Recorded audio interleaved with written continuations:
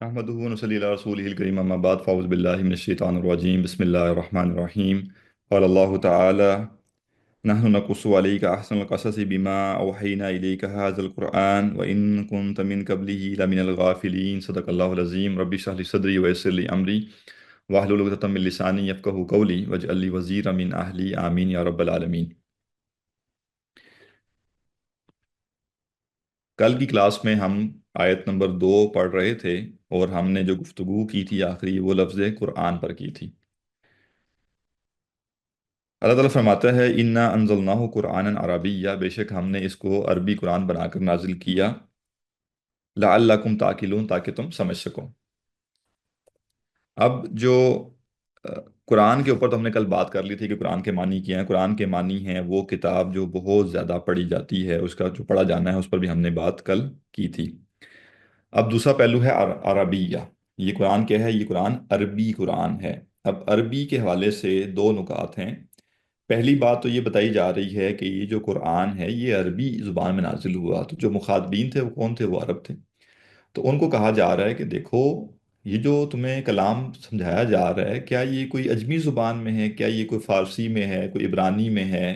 किस ज़ुबान में है कि तुम्हें बात समझ नहीं आ रही? तुम्हारी अपनी ज़ुबान में नाजिल हुआ है भाई। तो तुम्हारी अपनी ज़ुबान में नाजिल क्यों किया? ताकि तुम समझ सको। अब जाहिर है कोई जो कलाम है उस कलाम के जो अव्वल मुखातब होते हैं वो कलाम उसी ज़ुबान में होता है। अब बाद में जो लोग आएंगे वो अगर उस कलाम को समझना चाहेंगे तो वो उसको ट्रांसलेट कर लें या उस लैंग्वेज को सीख लें, लेकिन जो पहले मुखातब होंगे उन मुखातबीन को तो उसी ज़ुबान में खिताब किया जाएगा जो उनकी ज़ुबान है। तो मुशरिकीन मक्का से ही कहा जा रहा है कि तुम्हें मसला क्या है, तुम्हें बात समझ क्यों नहीं आ रही, जबकि ये कुरान तुम्हारी ही ज़ुबान में नाजिल हुआ है, ये अरबी ज़ुबान में नाजिल हुआ है, तो तुम इसको समझो। दूसरा मानी जो इसका बयान किया गया वो ये है कि ये जो कुरान है इसको अल्लाह ने अरबी ज़ुबान में नाजिल किया। क्यों? क्योंकि अल्लाह सुब्हान ताला की ज़ात गैर महदूद है। अब ये थोड़ी बारीक बात है, इस पर गौर कीजिएगा, इसको समझिएगा।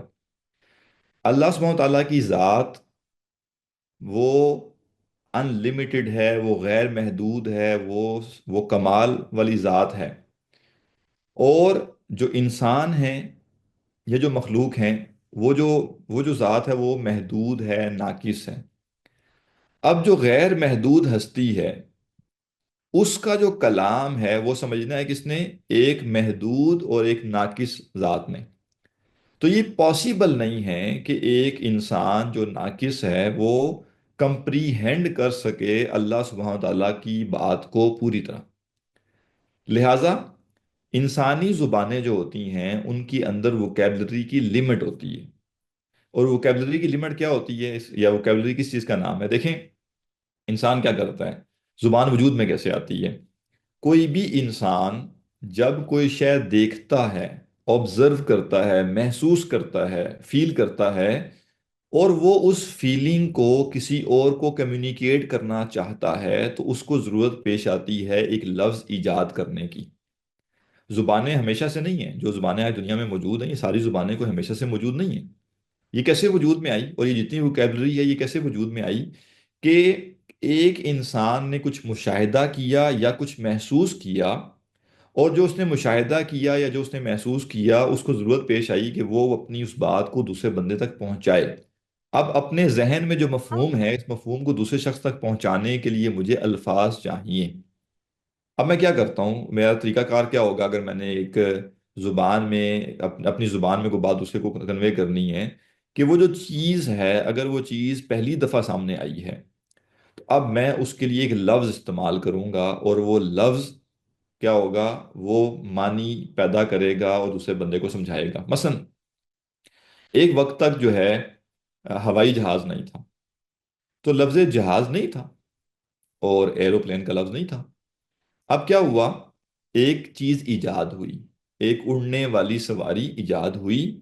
अब मैंने किसी से बात करनी है और मैंने उसे बताना है कि एक ऐसी सवारी इजाद हो गई जो उड़ती है, तो बजाय इसके कि मैं हर दफा ये जुमला उसे बोलूं, मैं क्या कहूंगा, मैं कहूंगा मैं इसको एक नाम रख लेता हूँ। और वो नाम क्या होगा? मैंने कहा जी ये एरोप्लेन है, ये जहाज। कोई और चीज, मसलन हमारे यहाँ ये कोरोना वायरस आया, एक बीमारी थी, हम सब कोई भी नहीं इस नाम से वाकिफ था कि कोरोना वायरस क्या होता है, और कभी सोचा भी नहीं था किसी ने इस तरह का कुछ।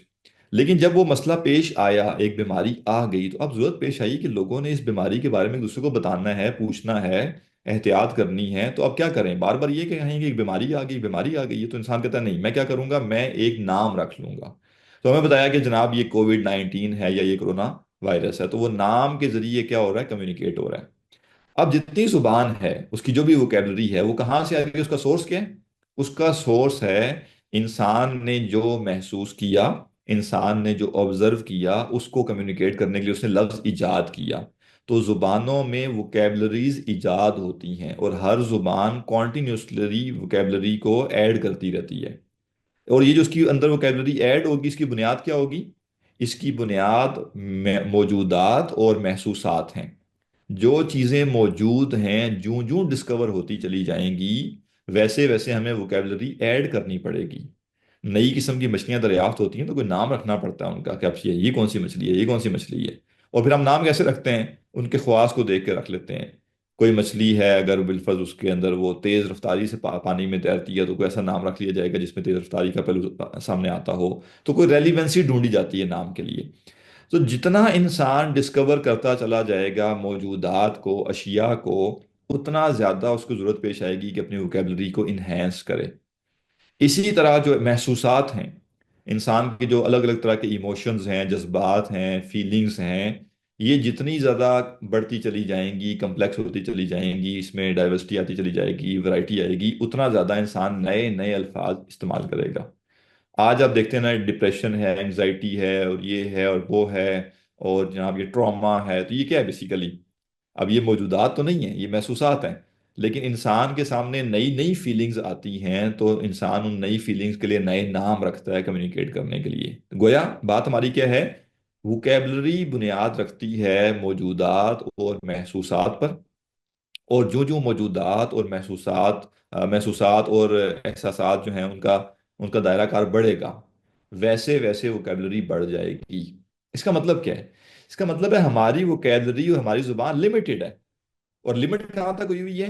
وہ چیزیں جن کو ہم دیکھ چکے ہیں، آبزرو کر چکے ہیں، اور وہ چیزیں جن کو ہم محسوس کر چکے ہیں، ہماری زبان اس تک محدود ہے۔ اور جو ہی کوئی چیز ہماری اس موجود چیزوں سے باہر سے آتی ہے، یا جو ہی کوئی احساس ہمارا نیا احساس ہوتا ہے، تو ہمیں محسوس ہوتا ہے کہ ہم وہاں محدود ہو گئے، اور ہم اپنا وہ احساس نہیں کنوے کر پا رہے دوسرے کو، اور ہمیں ضرورت پیش آتی ہے کہ ہم ایک نیا لفظ ایجاد کریں، اور وہ لفظ اس نئے احساس کو کمیونیکیٹ کرے یا نئی چیز کو کمیونیکیٹ کرے۔ آپ ایک لمحے کے لیے سوچئے کہ آپ ایک سیر کے لیے گئے کسی جگہ پر، اور ایک یونیک سی جگہ تھی۔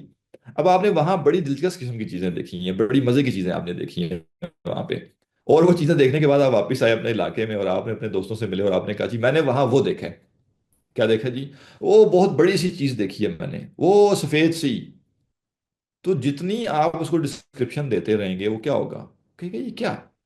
لیکن اگر اس کے بجائے آپ یہ کہیں کہ جی میں نے وہاں مینار دیکھا، تو وہ کہے گا مینار کیا ہوتا ہے؟ تو آپ کہیں گے جی ایسے ایک عمارت تھی، اس کے ساتھ ایک جو ہے نا ایک پلر کی طرح ایک چیز کھڑی ہوئی تھی، وہ گول تھی۔ تو اب کیا ہوگا؟ آہستہ آہستہ لفظ مینار معروف ہو جائے گا، اور تھوڑا عرصہ گزرے گا تو وہ لینگویج کا حصہ بن جائے گا، اور لوگوں کو پتا ہوگا کہ مینار کا مطلب کیا ہوتا ہے۔ گویا انسان لمیٹڈ اپنی موجودات کی جو فہرست ہے، اور محسوسات کی جو اس کی اپنی فہرست ہے، اس کے اندر لفظ ایجاد کرتا ہے، اور جو ہی اس سے باہر نکلتا ہے تو اس کے پاس لفظ باقی نہیں رہتے۔ اب آ جائیے یہاں پہ کہ اللہ سبحانہ وتعالیٰ جو کلام کر رہا ہے ہم سے، تو محدودیت یا لمیٹیشن اللہ سبحانہ وتعالیٰ کی نہیں ہے۔ اللہ سبحانہ وتعالیٰ تو مالک الملک ہے، وہ جو چاہے کلام کر سکتا ہے۔ لیکن وہ کلام بامانی کرنا چاہ رہا ہے نا، یعنی بامانی کا مطلب ہے کہ وہ کلام جو ہم سمجھ سکیں، بامقصد کلام ہے۔ اب اگر وہ ایسا کلام کر دے جس کلام کو ہم سمجھتے ہی نہ ہوں، ویسے ہی جیسے ایک شخص ایک ایسی چیز کو جا کے آبزرو کر کے آئے جس کا لوگوں کو پتہ ہی نہیں ہے، تو وہ جتنا مرضی ان کو بتاتا رہے، لوگوں کو کیا سمجھ آئے گی؟ لہٰذا اللہ سبحانہ وتعالیٰ کا کلام جو انسانوں کے لیے نازل ہوتا ہے، وہ انسانی زبان میں نازل ہوتا ہے، کیونکہ لوگوں کی یہ لمیٹیشن ہے کہ لوگ اپنی زبان میں بات سمجھ سکتے ہیں، لوگ اپنی زبان سے باہر نکل کے بات نہیں سمجھ سکتے، جتنے مرضی ذہین ہو، جتنے مرضی عقل مند ہو۔ اور اللہ سبحانہ وتعالیٰ جو چیزیں ہمیں سمجھانا چاہتا ہے، وہ چیزیں ہماری موجودات اور ہماری محسوسات کے اندر منحصر نہیں ہیں۔ قرآن مجید جو کچھ بیان کر رہا ہے، وہ سب چیزیں نہ ہم نے دیکھی ہوئی ہیں، اور نہ وہ سب چیزیں ہم نے محسوس کی ہوئی ہیں۔ ان میں سے کچھ چیزیں ہم نے دیکھی ہوئی ہیں، کچھ چیزیں محسوس کی ہوئی ہیں، اور کچھ چیزیں ایسی ہیں جو نہ ہم نے دیکھی ہیں نہ محسوس کی ہیں۔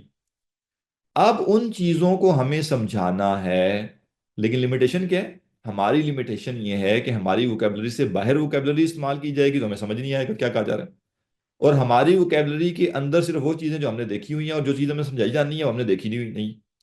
یہ ایک مسئلہ پیدا ہوتا ہے جب خالق کا کلام مخلوق کے لیے آتا ہے تو مخلوق اس میں سے کتنا سمجھ سکتی ہے۔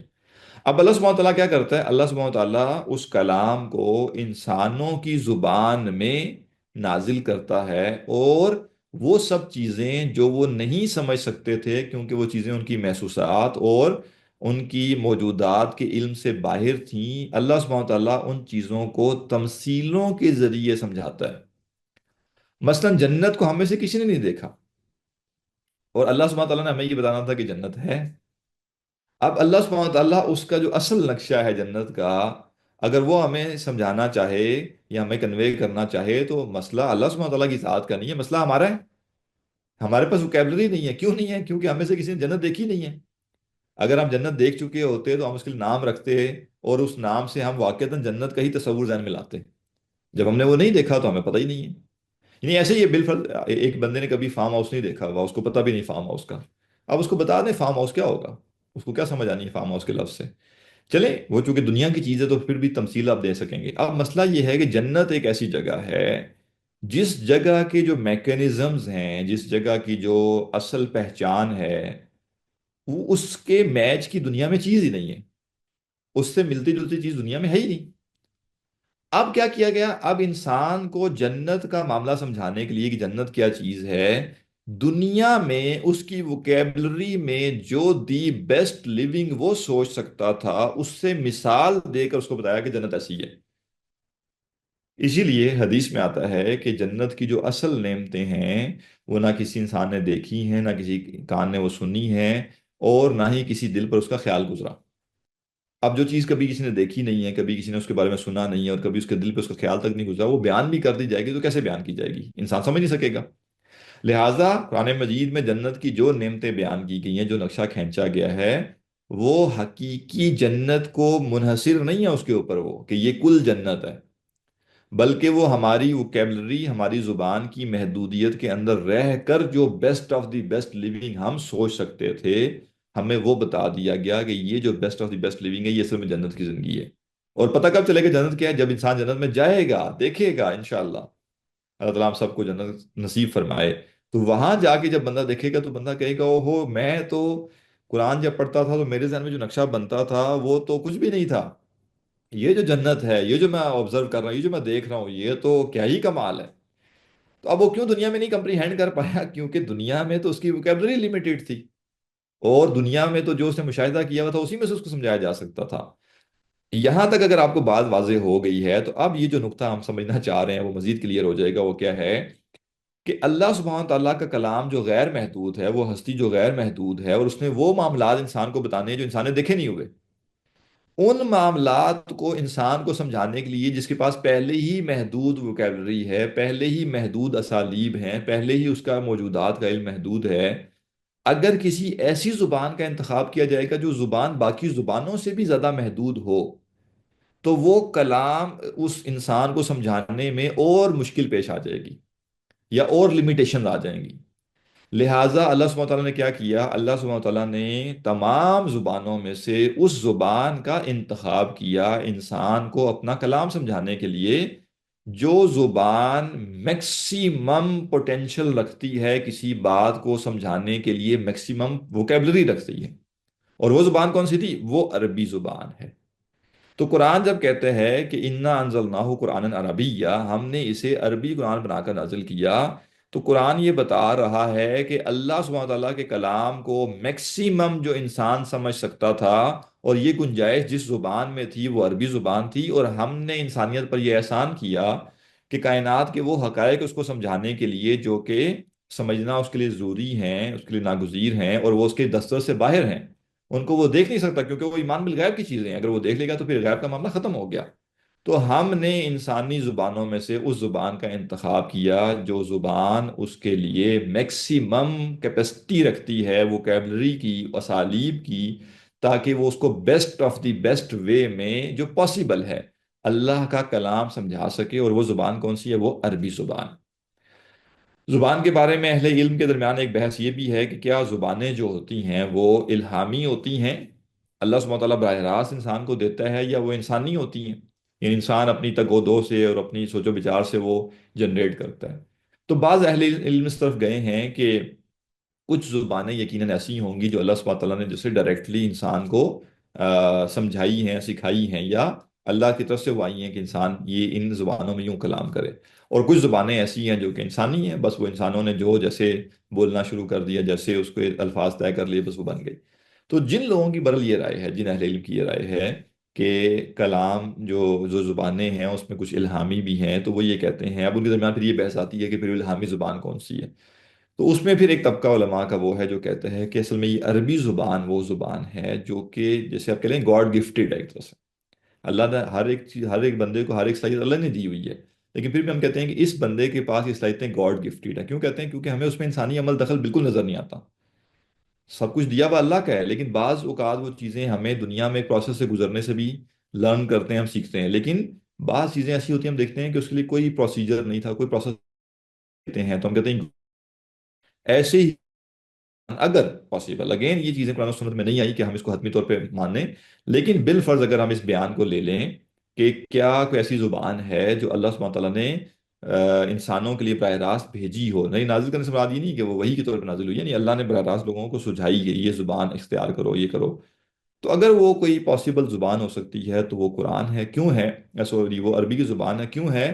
کیونکہ اللہ سبحانہ تعالیٰ کا ارادہ یہ تھا، منشا یہ تھی کہ اللہ سبحانہ تعالیٰ اپنا سب سے افضل کلام اپنے سب سے افضل رسول کے اوپر جو نازل کرے گا وہ عربی زبان میں ہو.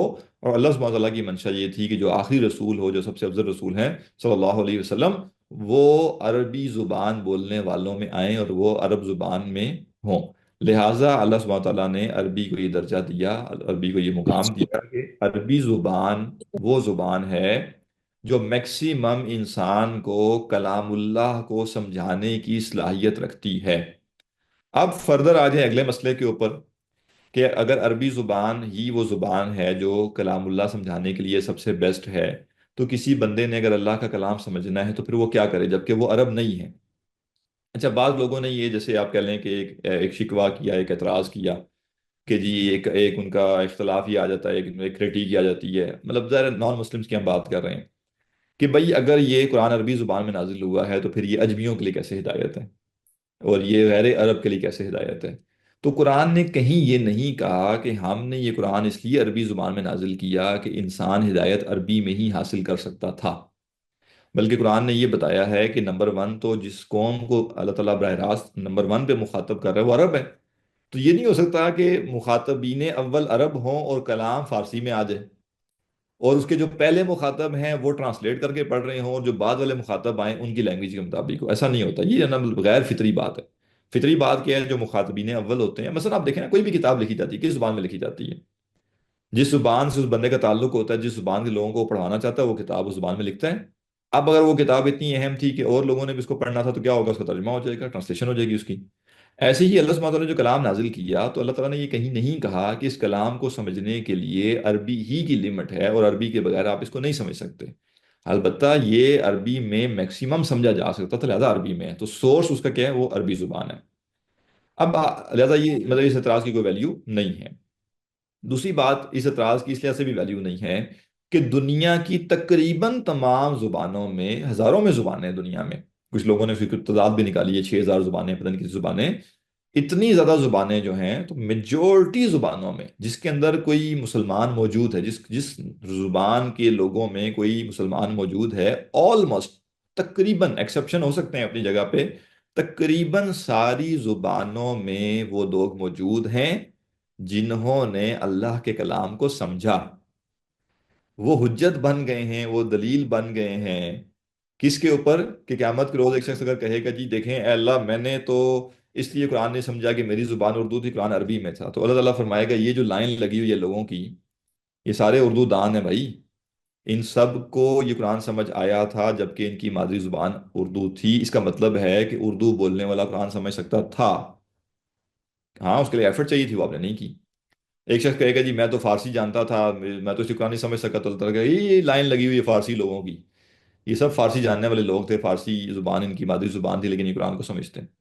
اور اب تو ماشاءاللہ چائنیز اور رشین اور کورین اور مطلب اب تو بہت، آپ کہہ لیں کہ بنگلہ اور پتہ نہیں کتنی قسم کی زبانیں، اور ہر زبان میں قرآن کے ترجمے موجود ہیں، اور ہر زبان کے جو لوگ ہیں، جو اہل زبان ہیں، وہ قرآن کو سمجھتے ہیں، قرآن کو مانتے ہیں اور قرآن کے مطابق زندگی گزار رہے ہیں۔ تو ان لوگوں نے ویسے ہی عملاً گواہی دے دی کہ یہ اعتراض کسی کام کا نہیں ہے کہ جی عربی میں تو باقی لوگ کیسے سمجھیں گے۔ اب آئیے اگلے نقطے پہ، کہ اگر یہ قرآن عربی زبان میں ہے اور ہم نے اس کو سمجھنا ہے تو اب کیا کریں گے؟ کیا ہمارے لیے عربی سیکھنا لازمی ہے، یا عربی سیکھے بغیر بھی ہم قرآن کو سمجھ سکتے ہیں؟ اب یہاں کچھ یقیناً بات ایسی بھی آ سکتی ہے، آپ کو شاید اچھی نہ لگے، مزہ نہ آئے سن کے، لیکن آپ نے مزے کو ایک سائڈ پہ کر کے یہ دیکھنا ہے کہ بات عقل میں آ رہی ہے یا نہیں، سمجھ میں آ رہی ہے کہ نہیں۔ اگر سمجھ میں آ جائے بسم اللہ، اگر آپ کو لگے نہیں یہ فالتو فضول بات ہے تو آپ کی مرضی، نہ مانیں، لیکن غور کریں، کیونکہ وہ ان پاپولر بات ہوگی جو میں کروں گا، اور لیکن اس کے اوپر ریشنلی تھوڑا سا غور کریں کہ جو بات کی جا رہی ہے وہ کیا ہے۔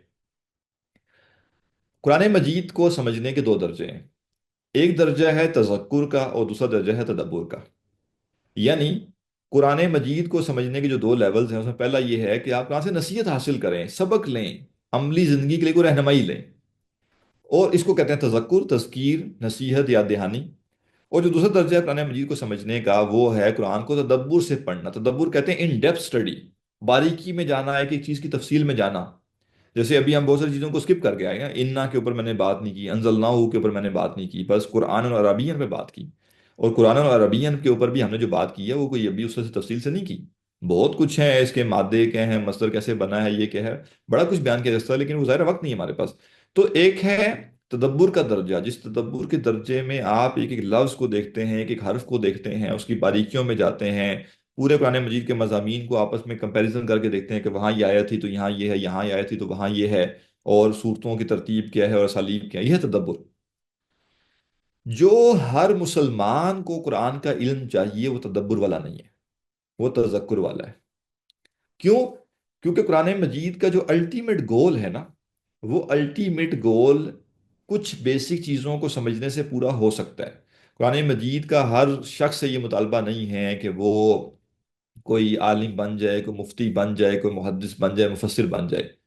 عام انسان سے، ایک کامن پرسن سے جو قرآن کا مطالبہ ہے وہ یہ ہے کہ کائنات کے وہ حقائق جو جاننے پر تمہاری زندگی کی کامیابی اور ناکامی ڈپینڈنٹ ہے، تم وہ جانو۔ تمہارے زندگی میں جو تمہیں مقصد دیا گیا ہے وہ مقصد تمہیں پتہ ہونا چاہیے، اس مقصد میں کامیابی کے لیے کیا کرنا ہے کیا نہیں کرنا ہے یہ تمہیں پتہ ہونا چاہیے، اور اصل حقیقت کیا ہے زندگی کی یہ تمہیں پتہ ہونا چاہیے، تمہاری اپنی حقیقت کیا ہے، تمہیں پیدا کرنے والے کی حقیقت کیا ہے۔ یہ چند بنیادی سوالات ہیں جس کا تمہیں علم ہونا چاہیے۔ ان سوالوں کا جواب اللہ سبحانہ تعالیٰ نے اپنے کلام میں ایسے نہیں دیا کہ یہ جواب حاصل کرنے کے لیے تدبر کے بغیر چارہ کار نہ ہو، بلکہ اللہ سبحانہ تعالیٰ نے قرآن مجید کا یہ اعجاز ہے، معجزہ ہے کہ وہ اپنے بنیادی معنی کے لیے بہت ہی آسان ہے، بہت ہی واضح ہے، اور بہت ہی سمپل ہے۔ یعنی اگر قرآن مجید 10 بنیادی باتیں ہر کامن پرسن، ہر لے مین کو سمجھانا چاہتا ہے، تو وہ 10 باتیں اتنی سادہ طریقے سے، اتنی واضح، اتنی کلیئر کٹ قرآن نے بیان کی ہیں کہ وہ عام سے عام بندہ بھی بڑے آرام سے سمجھ سکتا ہے۔ مثلا قرآن مجید نے یہ بات جو کی کہ تمہارا خالق، مالک، رازق، رب اللہ ہے، اللہ نے یہ بات فلسفیانہ انداز میں نہیں کی، کوئی سائنٹیفک دلائل کے ذریعے نہیں کی، سمپل الفاظ۔ ذرا یہ بتاؤ کہ کیا ایک شخص ہے جو جس کا ایک ہی آقا ہے، اور ایک شخص ہے جس کے ایک سے زیادہ آقا ہیں، اور وہ اس کو آپس میں کھینچ رہے ہیں، کہہ رہا ہے میرا کام کرو، دوسرا کہہ رہا ہے میرا کام کرو، کہتا ہے یہ کرو، دوسرا کہتا ہے یہ کرو، ذرا تم بتاؤ کون سا بہتر ہے؟ یہ قرآن کا اسلوب ہے۔ آپ ایک مزدور کو پکڑیں، آپ ایک ریڈی والے کو جا کے پکڑیں، اور آپ اس کے ساتھ بیٹھیں، اور آپ اسے کہیں یار میں تم سے ایک بات بس پوچھنا چاہتا ہوں، اور وہ بات کیا ہے؟ ذرا یہ بتاؤ کہ ایک شخص ہے جو غلام ہے ایک ہی آدمی کا، یا غلامی کو چھوڑ دیں چلیں آپ نوکر ہے، ایک شخص ہے جو ملازم ہے، اس کا جو باس ہے وہ ایک آدمی ہے، اور ایک شخص ہے جس کے 4 باس ہیں، اور وہ چاروں باس جو ہیں وہ اس کو اپنی طرف کھینچتے ہیں، کہتا ہے یہ کرو، دوسرا کہتا ہے یہ کرو، تیسرا کہتا ہے یہ کرو۔ اب تم ذرا مجھے بتاؤ کہ دونوں میں سے فائدے میں کون ہے؟ تو بتائیے، وہ مزدور، وہ ریڑی والا، وہ ایک بالکل ان پڑھ آدمی، ایک دیہاتی آدمی، ایک سادہ آدمی، वो क्या जवाब देगा? वो कहेगा जनाब बिल्कुल बात समझ आ रही है, ये जो बंदा एक शख्स का मुलाजिम है ये यकसू है, इसको पता है उसका जो मालिक है, आका है, बॉस है, वो उसको क्या कह रहा है, और वो उसके हुक्म पे चलेगा तो कामयाब होगा। जो वो कहेगा वो कर देगा, उसकी जॉब पूरी हो गई। जबकि ये जो चार का मुलाजिम बना हुआ है, इससे तो सारे ही नाराज रहेंगे। क्यों रहेंगे? ये एक ही रिक्वायरमेंट पूरी करने जाएगा, दूसरा नाराज हो जाएगा, दूसरे की तरफ जाएगा, पहला नाराज हो जाएगा, तो ये करेगा क्या? और इसको सुकून मिल कैसे सकता है? ये तो हर वक्त सूली पे लटका रहेगा। अब ये कुरान का उस्लूब है, बिल्कुल सिंपल सादा। मसलन कुरान ने आखिरत में मुर्दों को जिंदा दोबारा जो होना है इसके लिए जो बयानिया अपनाया वो क्या था? देखो, अल्लाह सुब्हानहू तआला मुर्दा जमीन के ऊपर बारिश बरसाता है, और इस बारिश के जरिए वो मुर्दा जमीन, बंजर जमीन जिसमें से कुछ उग नहीं रहा होता, बारिश बरसती है, उस जमीन के अंदर से कोंपलें निकल आती हैं, पौधे निकल आते हैं। और जबकि क्या था, अंदर बीज पड़ा हुआ था। ऐसे ही तुम इंसान बीजों की मानी जमीन में पड़े हुए हो। अल्लाह का हुक्म असल चीज है। अल्लाह ने हुक्म दिया, बारिश बरसाई, जमीन से कॉम्प्लेन निकल आई। अल्लाह हुक्म देगा तो तुम अपनी जमीन, अपनी कब्रों से पूरे इंसान बन के जिंदा होके निकल आओगे। अब ये मिसाल क्या समझाने के लिए फलसफे का तालिब इल्म होना जरूरी है, लॉजिक का माहिर होना चाहिए, मंतिक का माहिर होना चाहिए, साइंस में पीएचडी होनी चाहिए? क्या है? कुछ भी नहीं है। लिहाजा कुरान तजक्कुर के दर्जे में इतना आसान कर दिया गया कि हर आम शख्स भी वो 10 बातें या 8 बातें या 12 बातें या 20 बातें जो भी वो हैं, जो बुनियादी हैं, जो हर शख्स ने जाननी है, कुरान ने बिल्कुल सिंपल कर दिया। और तदब्बुर के लिहाज से कुरान मजीद मुश्किल तरीन किताब है, मुश्किल तरीन कलाम। दुनिया में जितने कलाम है, पहली बात तो वो इंसानी है, उनका समझना कितना ही मुश्किल क्यों ना होगा, लेकिन वो है तो इंसानी। तो पहला तो बड़ा मसला ये है कि ये इल्हामी कलाम है, इंसानी कलाम नहीं है। उससे बड़ा मसला क्या है कि इसके अंदर जो डेप्थ है, इसके अंदर जो गहराई है, वो अनलिमिटेड है। 14 सदियों से उलमा, फुकहा, सुलहा इस उम्मत के कुरान मजीद की गहराइयों में गोताजन हैं, नुकात निकाल रहे हैं, हिकमतें बयान कर रहे हैं, अल्लाह सुब्हानहू तआला की निशानियों को तरह तरह से बयान कर रहे हैं। 1446 हिजरी में भी कोई मुफस्सिर ऐसा पैदा नहीं हुआ जो ये कहे कि बस मेरी तफसीर आखिरी है, अब इसके बाद कुरान की तफसीर करने की जरूरत नहीं रहेगी, क्योंकि जी मैंने सब कुछ बयान कर दिया, नाउज बिल्ला। कोई ऐसा मुफस्सिर नहीं है। बल्कि 14वीं सदी में, 1446 हिजरी में भी जो शख्स तफसीर करेगा वो कहेगा कि मैं सिर्फ इस पहलू से कुरान की कुछ हिकमतें बयान करने या समझाने की कोशिश कर रहा हूं, चाहे उसने 20 जिल्दों में तफसीर लिख दी हो। लेकिन वो ये क्लेम नहीं करेगा कि जनाब जो गहराई थी, जो तदब्बुर था, मैं कर चुका हूं और अब बात खत्म हो चुकी है। नहीं, ऐसा नहीं। लिहाजा तदब्बुर के लिहाज से ये कुरान मुश्किल तरीन किताब है, मुश्किल तरीन कलाम है। अब कंक्लूजन क्या है इस बात का? कंक्लूजन ये है कि जो तजक्कुर है, तजक्कुर के लिए अरबी सीखने की जरूरत नहीं है। अरबी सीखे बगैर आप तजक्कुर का दर्जा हासिल कर सकते हैं। तजक्कुर की जो शर्त है वो है अपनी जुबान में जो ट्रांसलेशंस हैं वो पढ़ना। तर्जमा कुरान आप पढ़ेंगे शुरू से लेकर आखिर तक, कोई ऐसी बुनियादी बात कुरान की नहीं है जो आप कहें कि मैं नहीं समझ सका क्योंकि मुझे अरबी नहीं आती थी। क्योंकि अल्लाह सुब्हानहू तआला ने बुनियादी बातें बिल्कुल वाज़ेह की हैं, सादे अंदाज में की हैं, बेहतरीन इंसानी उसलूब जो था, जो आम उसलूब था, उसमें की हैं। लिहाजा कोई तौहीद के बारे में, आखिरत के बारे में, रिसालत के बारे में, और जहन्नम के बारे में, जन्नत के बारे में, कामयाब लोगों के बारे में, नाकाम लोगों के बारे में जो बयान कुरान मजीद का है, इस सारे बयान में कहीं कोई ऐसी चीज़ नहीं है कि इंसान कहे कि नहीं, अरबी नहीं सीखे इसलिए मुझे कोई समझ नहीं आ रही, मैं क्या करूं। लिहाजा अगर आप बुनियादी इल्म हासिल करना चाहते हैं, बेसिक इल्म हासिल करना चाहते हैं, स्टेप वन पे आना चाहते हैं कुरान पढ़ने के लिए, तो आप ये जहन में रखिए कि आपको अरबी सीखने की ज़रूरत नहीं है। मैं ये नहीं कह रहा हराम है, बात वहीं तक रखनी चाहिए जो है। तो बात का तो किसी को समझाया जाए ना कि इस लेवल के लिए अरबी नहीं चाहिए, तो वो कहता है ये कि आप कह रहे हैं अरबी की अहमियत नहीं, तो नाउज़ुबिल्लाह, हम ये कब कह रहे हैं भाई? हम तो बता रहे हैं कि अगर आप जीरो पे खड़े हैं इल्म कुरान के हवाले से, और आप जीरो से वन पे आना चाहते हैं, तो जीरो से वन पे आने के लिए अरबी सीखने की जरूरत नहीं है। 1 से 2 पे जाने के लिए अरबी सीखनी पड़ती है।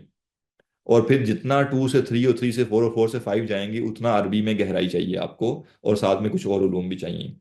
लिहाजा पहली बात क्या हो गई कि तज़क्कुर के लिहाज से, बुनियादी नसीहत के लिहाज से, कुरान मजीद को अरबी में अगर कोई नहीं भी समझता तो कोई मसला नहीं है। परेशानी उस बंदे को होनी चाहिए जिस बंदे की जुबान में कुरान का तर्जमा ही नहीं हुआ हुआ। अगर दुनिया में एक ऐसी जुबान है जिसमें मुसलमान तो मौजूद है लेकिन कुरान का तर्जमा उस जुबान में नहीं हुआ हुआ, और वो जुबान के अलावा कोई जुबान नहीं समझते, اب ان کو مسئلہ یہ پیش ہے کہ ترجمہ ہے ہی نہیں، پڑھیں کہاں سے؟ اب ترجمہ کرنے کے لیے بھی پہلے کسی کو وہ عربی زبان سیکھنی پڑے گی، پھر وہ قرآن سمجھے گا، پھر وہ قرآن کو اپنی زبان میں ٹرانسلیٹ کرے گا، پھر باقی پڑھ سکیں گے. تو وہاں تو سمجھ آتا ہے. لیکن وہ تمام زبانیں جن زبانوں میں قرآن مجید کا ترجمہ موجود ہے، اس کی تفاسیر موجود ہیں، اس پر اس کے علوم پر کتابیں لکھ دی گئی ہیں، ان تمام زبانوں میں قطعاً بنیادی بیسک سٹیپ ون کے لیے عربی سمجھنے کی ضرورت نہیں ہے. بہت سادے لفظوں میں، ابھی ہم کیا کر رہے ہیں بیٹھے ہوئے یہاں پہ اس وقت اس کلاس میں آپ کو عربی تو نہیں پڑھا رہا. لیکن جب میں آپ کو عربی نہیں پڑھا رہا، اس کے باوجود میں آپ کو قرآن مجید ہی پڑھا رہا ہوں، اور قرآن مجید ہی کی کچھ آیات سمجھنے کی ہم کوشش کر رہے ہیں. تو کیا عربی اگر آپ نہیں سمجھ رہے تو کیا آپ کو یہ بات سمجھ نہیں آ رہی جو میں پڑھا رہا ہوں؟ بالکل سمجھ آ رہی ہے. کیوں سمجھ آ رہی ہے؟ کیونکہ قرآن مجید نے جو بات کی ہوئی تھی وہ اردو میں سمجھنا کوئی ناممکن نہیں تھا. تو لہٰذا بنیادی درجے کے لیے آپ سٹیپ ون کے لیے قرآن کا ترجمہ کافی ہے، اور خاص طور پہ ہمارے لیے اردو زبان والے جو ہیں، ہمارے پاس کوئی عذر نہیں ہے. ہمارے لیے اتنا زیادہ علم قرآن کو اردو میں ٹرانسلیٹ کر دیا گیا ہے کہ بیسک سے بھی بہت زیادہ آپ اردو میں سمجھ لیتے ہیں. سینکڑوں تو اردو تفسیریں ہو چکی ہیں. یعنی سینکڑوں لوگوں نے مختلف پیرایوں سے قرآن مجید کو سمجھا جن کو عربی آتی تھی، اور انہوں نے جو سمجھا عربی سیکھنے سے، وہ سارا سمجھا ہوا انہوں نے اردو میں لکھ دیا. تو میں عربی سمجھ کر، عربی سیکھ کر کیا سمجھوں گا؟ وہی جو ان مفسرین نے سمجھا ہوا تھا. تو انہوں نے تو عربی سیکھ کر، سمجھ کر، اس ساری سمجھ کو جو ان کو عربی سے سمجھ آئی تھی اردو میں ٹرانسلیٹ کر کے تفسیروں میں لکھ دیا. تو میں وہ تفسیریں کیوں نہیں پڑھنا چاہتا؟ میں تفسیریں پڑھوں، مجھے بہت سی باتیں سمجھ آئیں گی. کبھی غور کر کے دیکھیں انسان، ایک ساتھ 5 تفسیریں رکھے اور قرآن مجید کی 20 آیات پڑھ کے دیکھے، اور پھر وہ سوچے کہ اگر مجھے عربی آتی ہوتی تو کیا یہ میں باتیں سمجھ سکتا تھا؟ اسے پتہ چلے گا نہیں سمجھ سکتا تھا. لہٰذا ہماری زبان اردو زبان، اور بلکہ اردو زبان کے بارے میں یہ بھی کہا جاتا ہے کہ اردو زبان کی حفاظت ایک دینی فریضہ ہے، قومی نہیں، دینی فریضہ ہے. کیوں دینی فریضہ ہے؟ کیونکہ یہ کہا جاتا ہے کہ عربی زبان کے بعد اسلام کا سب سے زیادہ لٹریچر اردو زبان میں ہے. بعض لوگ خیر یہ کہتے ہیں کہ انگلش کمپیٹ کر رہی ہے اس کو، اب انگلش میں بھی ہر چیز آتی جا رہی ہے. لیکن بہرحال یہ بات ابھی بھی ایک ایک چیلنج ہے کہ عربی کے بعد دوسری سب سے بڑی زبان جس میں علم دین اور علم قرآن کی چیزیں موجود ہیں وہ اردو ہے. دین کے سارے اصول اردو میں لکھ دیے گئے ہیں، قرآن کے ترجمے کر دیے گئے ہیں، تفسیریں کر دی گئی ہیں، حدیثوں کے ترجمے کر دیے گئے ہیں، حدیثوں کی شروحات جو ہوئی تھی اس کے ترجمے کر دیے گئے ہیں. جو عرب تفسیریں تھیں، جتنی پرانی پرانی عربی تفسیریں تھیں، ان ساروں کا اردو ترجمہ کر دیا گیا ہے. یہ جو اتنی بڑی خدمت ہوئی ہے، اتنا بڑا کام لاکھوں لوگوں نے زندگیاں لگائی ہیں. کیوں لگائی ہیں بھائی؟ اس لیے نہیں لگائی کہ میں اپنا ایک عربی کا کورس چلانے کے لیے لوگوں کو یہ بتاؤں کہ قرآن سمجھنے کا طریقہ یہ کہ عربی سیکھو. معذرت کے ساتھ ہمارے یہاں آج کل عجیب چیزیں چل پڑی ہیں. بھئی ہم بھی عربی پڑھاتے ہیں، بصیرہ میں بھی عربی کے کورسز ہوتے ہیں. اس کا یہ مطلب نہیں ہے کہ عربی پڑھانے کے لیے لوگوں کو اس پٹی پہ لگا دیا جائے کہ عربی کے بغیر آپ قرآن سمجھ ہی نہیں سکتے. نہیں، ایسا نہیں ہے.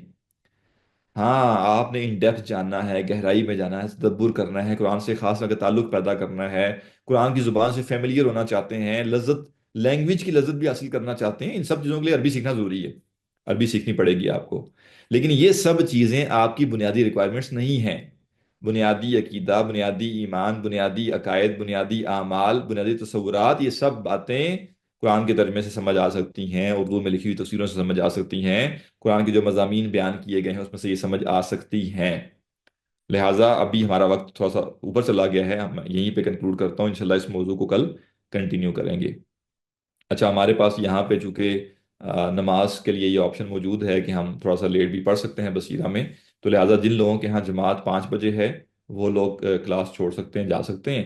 اور باقی لوگ جو ہیں وہ جن کی نماز یا وہ پہلے پڑھ چکے ہوئے ہیں، جو جلدی نماز ہوتی ہے 4 سوا 4 بجے بھی ہوتی ہے بعض مساجد میں، اگر وہ پڑھ چکے ہوئے ہیں، یا جو خواتین ہیں جنہوں نے اکیلے نماز پڑھنی ہوتی ہے، تو وہ اگر سوال کرنا چاہیں تو وہ سوال کر سکیں گے.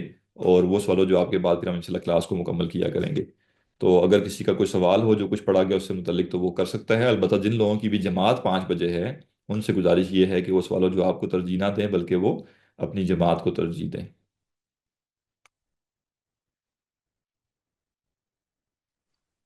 السلام علیکم. وعلیکم السلام. آپ کائنڈلی ریپیٹ کر دیں جو آپ نے بتایا ہے کہ اسٹیپ 0، اسٹیپ 1 تذکر اور بصیرت، اس کو ریپیٹ کر دیں. اس پہ انشاءاللہ کل میں مزید بات کروں گا، آج وقت بہت کم تھا. کل میں اس کو سمرائز کر دوں گا جو آج بات ہوئی ہے، اور مزید اس کو کنکلوڈ کر دوں گا انشاءاللہ. جی السلام علیکم سر. वालेकुम अस्सलाम। सर मेरा क्वेश्चन ये है कि इससे पहले भी जब हम जो सूरह कहफ का भी पढ़ा था और अभी सूरह यूसुफ में भी, तो मैंने ये देखा कि यानी हम जैसे जब कुरान को समझ रहे होते हैं तो उसकी एग्जांपल आप भी और अदरवाइज जनरली भी मतलब दुनिया से दी जाती है कि हम इस तरह से करते हैं। हमने जैसे अगर कुरान का अगर असलूब ये है तो हम दुनिया में भी इस तरह से करते हैं। मैंने ये पूछना था कि कुरान तो एक हाई लेवल की चीज है और अब जो बाद में दुनिया में जो कुछ भी है और हम लोग हैं वो तो एक लो लेवल है, तो हाई लेवल को समझने के लिए लो लेवल से क्यों एग्जाम्पल ली जाती है? आपके सवाल का जवाब आज की क्लास में आ चुका है पहले से। हमारी जुबान से बाहर कैसे बात की जा सकती है, हमारे इल्म से बाहर कैसे बात की जा सकती है। ठीक है। यानी अगर बिलफर्ज जन्नत की बात हो रही है तो उस जन्नत को समझाने के लिए अगर कुरान मजीद ऐसे अल्फाज इस्तेमाल करेगा जो हमारी वोकैबुलरी से बाहर हैं या जो हमारे मुशाहिदे से बाहर हैं, तो कैसे होगा। मिसाल किस चीज़ की दी जाती है। ठीक। जी। मिसाल उस चीज़ की दी जाती है जो आपके पहले से इल्म में है। मैं एक मिसाल देता हूँ। मैं हाथी देख के आया और बिल फर्ज आप में से किसी ने कभी हाथी नहीं देखा हुआ था और मैं आपके पास आया और मैंने आपको ये बताना है कि एक हाथी है। आपने हाथी नहीं देखा हुआ, ना तस्वीर देखी हुई, ना वीडियो देखी हुई है, ना फिजिकली उसको देखा हुआ है। अब मैंने जब आपको समझाना है, चले मैं आपसे सवाल ये करता हूँ कि आपने हाथी को देखा है और आपने हाथी देखने के बाद अपने इलाके में आप वापस आई हैं और आपने अपने इलाके के लोगों को बताया कि जी मैंने हाथी देखा है। अब जरा उनको तो नहीं पता हाथी क्या होता है, अब आपने उनको समझाना है कि हाथी क्या है, कैसे समझाएंगी। जी। सर उस इलाके में जो मौजूद कोई ऐसा या कोई ऐसा जानवर होगा या कोई ऐसी चीज होगी जो उससे रिजेम्बल करती होगी, तो फिर उसकी एग्जाम्पल देके क्यों, समझाएंगे। ये वजह क्या है इसकी। सर इसलिए कि वो उनका जो है वो लिमिटेड है, उनका उनके पास जी, कोई वही। क्योंकि आप उन्हें कहें जनाब वो आईफल टावर जो है ना उसके साथ कंपैरिजन करें तो उनको आईफल टावर का पता ही नहीं है। या आप उनको कहें जनाब वो अमेरिका में या फलां कीनिया में या फलां ऑस्ट्रेलिया में जो वो समंदर में फलां किस्म की जो वेल होती है, तो उनको पता ही नहीं है उसका कि वो वेल क्या होती है, वो शार्क मछली क्या है, तो उनको तो नहीं पता ना। तो आपने उनको जो मिसाल देनी है वो उनके मौजूद इल्म से देनी है। अल्लाह जी। सुब्हानहू तआला जब मिसाल देता है तो अल्लाह सुब्हानहू तआला अपने इल्म के मुताबिक मिसाल नहीं देता, बल्कि अल्लाह सुब्हानहू तआला मिसाल में उस चीज़ के साथ मिसाल देता है जो इंसानों ने देखी हुई है, महसूस की हुई है, समझी हुई है, ताकि इंसान समझ सके। तो लिहाजा हम क्या करेंगे, हम कहेंगे जनाब ये जो भैंस नहीं आपने देखी, इस भैंस में ना चार भैंसें ऐड कर दें आप, इसको और चौड़ा कर दें, मोटा कर दें, बड़ा कर दें। और ये जो फलां जानवर है ना, इसकी जो दुम है ना, बस आप ये समझे कि ये जो दुम है ना ये उस शख्स उस जो वो जो जानवर था ना उसके ये मुंह पे लगी हुई थी और ऐसे थी। और ये आपने उसको सूंड बना दिया। और उसके जो सींग जो दांत हैं जिसको हम हाथी के दांत कहते हैं, आप कहेंगे जनाब ये जो फलां जानवर नहीं है इसके जो सींग होते हैं, तो आप ये समझें कि वो सींग उसके नाक के ऊपर है बजाय ऊपर होने के। अब ये तरीका होता है समझाने का, मिसाल इसको कहते हैं कि जो आपके मौजूद इल्म में चीजें हैं उनसे उनसे रिजेम्बलेंस करके आपको कुछ चीज समझाई जा सके। लेकिन तमसील जब भी दी जाती है तो तमसील का मतलब कतई ये नहीं होता कि आप वो जो मिसाल वाली चीज़ है ना उसको फिक्स कर लें। यानी लोग अच्छा वो भैंस नहीं, भैंस नहीं है भाई, वो हाथी ही है। मजबूरी है, आपने भैंस देखी हुई है तो आपको समझाने के लिए भैंस से मिसाल देनी पड़ी है या किसी और जानवर से देनी पड़ी है। ऐसे ही कुरान ने जो कुछ बयान किया वो उसमें से जो आलम गैब की चीज़ें थी, आलम अमर की चीज़ें थी, वो चीज़ें इंसान डायरेक्टली तो कंप्रीहेंड ही नहीं कर सकता। तो कैसे कंप्रीहेंड करेगा, वो कंप्रीहेंड करेगा दुनिया की मिसालों से रिलेट करके। तो ये लिमिटेशन कुरान की नहीं बल्कि इंसान की है, इंसान की जुबान की, इंसान की वोकेबलरी की है। जी।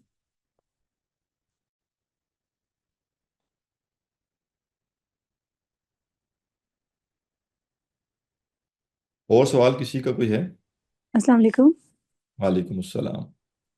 सर मैंने ये पूछना था कि जैसे जो लोग बिल्कुल बिगनर्स हैं और वो पढ़ रहे हैं, तो क्या आप उसको उनको कोई जैसे सूरह यूसुफ से ही वो स्टार्ट करना चाहें अपना कुरान, तो जैसे जी। आपने पस मंज़र बयान किया और सारा आपने ज्योग्राफिकल एस्पेक्ट्स इसके बयान किए थे, तो वो एकदम से हम उसकी तो साथ-साथ इतनी नोट टेकिंग भी नहीं कर सकते और ना ही ज़हन इतना उनको जमा कर सकता है, एब्ज़ॉर्ब नहीं कर सकता, कुछ चीज़ें याद रहती हैं, कुछ नहीं।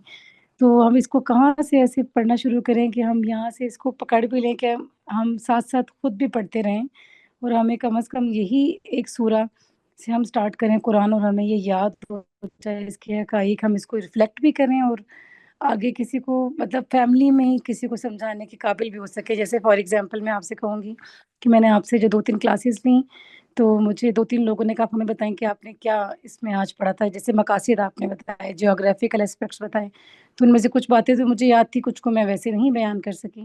تو ہم اس کو کہاں سے اس کو خود سے پڑھنا شروع کریں کہ ہم گھر پر بھی اس کو ری انفورس کر سکیں؟ ٹھیک ہے، دیکھیں جہاں تک علم کی بات ہے نا، تو علم کا اپنا ایک پروسیس ہے، اپنا ایک طریقہ کار ہے اس کا. تو اس کا طریقہ کار یہی ہوتا ہے کہ آپ پہلے کچھ بیسک چیزیں علم حاصل کرتے ہیں بیسک چیزوں کا، پھر اس کے اوپر جیسے ہم عمارت بناتے ہیں کیسے بناتے ہیں، پہلے کچھ کھدائی کریں گے، پھر ایک اس کی لیئر ڈالیں گے، پھر اس کے اوپر ایک فاؤنڈیشن رکھیں گے، پھر فاؤنڈیشن سے جو ہے وہ کچھ پلرز نکالیں گے، پھر ان کے اوپر چیزیں ڈلیں گی اور پھر چھت ڈلتے چلے جائیں گے. یہی علم کا بھی طریقہ ہے کہ علم آپ نے حاصل کرنا ہے تو آپ تیسری منزل پہلے نہیں بنا سکتے، آپ نے پہلے بنیاد بنانی ہے، پھر اس بنیاد کے اوپر آپ جو ہے وہ عمارت کھڑی کرنا شروع کر دیں گے. علم دین سیکھنا ہے، علم قرآن سیکھنا ہے تو اس کا طریقہ یہ ہے کہ چند بنیادی علوم ہیں جو آپ نے پڑھنے ہیں. سب سے بیسٹ طریقہ تو یہ ہے کہ آپ کے نیئر بائی کوئی بھی ادارہ ہے، کوئی انسٹیٹیوٹ ہے، کوئی اکیڈمی ہے، کوئی فورم ہے جو واقعتاً یہ چیزیں پڑھاتا ہے، آپ وہ پڑھیں. میں چھوٹی سی لسٹ آپ کے سامنے رکھ دیتا ہوں کہ علم دین کا حاصل کرنے کا طریقہ کیا ہے. نمبر 1 ریکوائرمنٹ علم دین میں آپ کی تجوید ہے. آپ نے کل کا دن کسی انسان نے دیکھنا یا نہیں دیکھنا، اس نے آج کے دن نماز پڑھنی ہے.